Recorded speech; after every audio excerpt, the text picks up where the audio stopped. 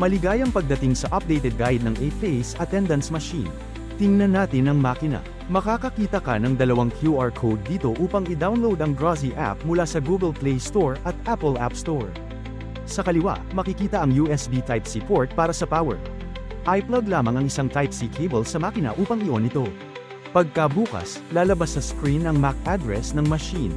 Ang MAC address na ito ay kailangan para makakonekta sa Grozy app.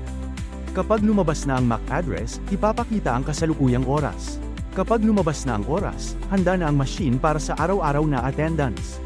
Sa kanang bahagi, makikita mo ang dalawang QR code. Sa pag-scan ng unang QR code gamit ang Grozy app, mabilis mong makokonekta ang device. Sa pag-scan ng pangalawang QR code, makikita ang detalyadong guide video, user manual, at support info ng machine. Sa likod na bahagi ng makina, makikita mo ang isang naalis na wall mount stand. Ang stand na ito ay nagbibigay daan na mailagay ang device sa mesa o maikabit sa pader ayon sa iyong pangangailangan.